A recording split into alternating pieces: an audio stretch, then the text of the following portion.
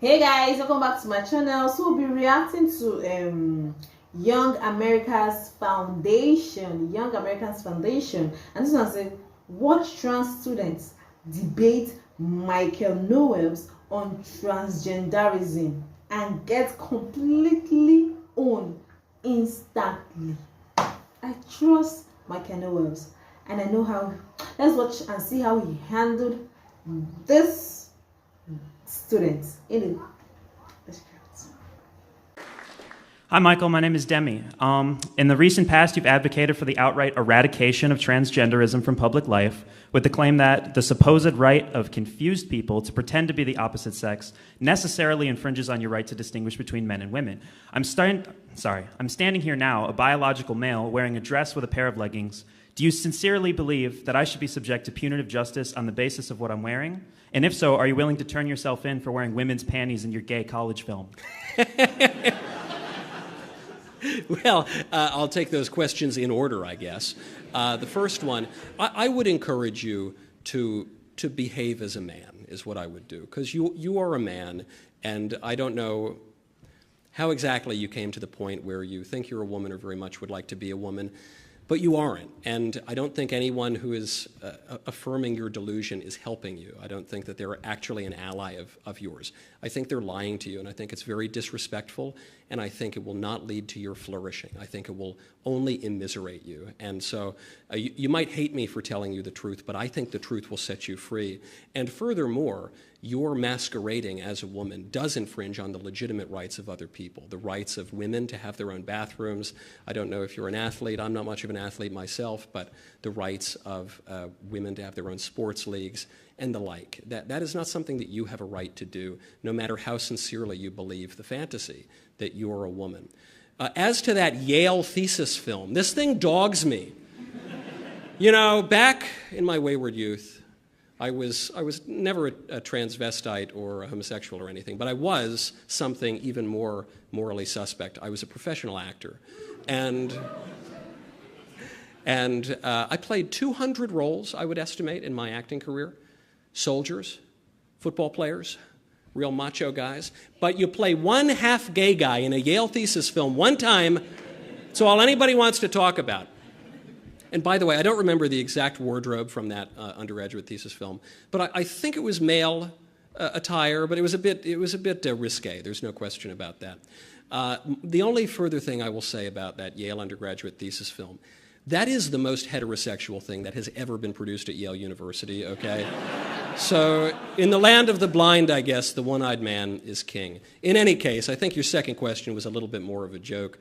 Your first question, it seems like a sincere question, and my answer to Guys, it's so weird watching a man argue while wearing a dress and not having it be a comedy routine or whatever. Hi, what an odd time to be alive. Like, I don't even know what. Oh. you is sincere. I'm happy to answer any more questions you have, but I'm not going to lie to you. And I think the people who are continuing to lie to you about so basic an aspect of your nature and the rights that you have in political society are not doing you any favors at all. So having yearned for the days when it was illegal to cross-dress in San Francisco, I'm just very curious why you're so comfortable, wearing drag in these films. It's a really silly. Sure, it's a I don't silly know. I was an actor and I contradiction. wore silly costumes. I don't know what to tell you. If you have a sincere question about the issue or my stance on transgenderism or any advice that you might be seeking, I'm happy to do it. But if you merely want to say that Yale is a bit of a queer school and I was in a student film, I guess I was, and I was basically the most macho guy at that school. What does that tell you about Yale University? When you harp on your right to distinguish between men and women, are you afraid that you're going to be attracted to trans women? I'm not. You, sir? Are you positive? Say it again. I didn't hear the second part. Then why is it that you harp on your right to distinguish between men and women? If you can always tell, why is it so hard? Well, because it's not even merely that you're putting on a dress, it's that you and people who identify as transgender are infringing upon rights and spaces that properly belong to women, and you have no right to do that. And so when you ask me, why do you care about this issue? And by the way, it's not just me, it's like the vast majority of voters who care about this. The reason is because we live in society and we have political rights, and also because we care for the truth. And the very fact that this always happens with the sexual revolutionaries. They always say, you know, if you if you don't agree with the idea that a man can secretly be a woman, then maybe you're a transgender or something.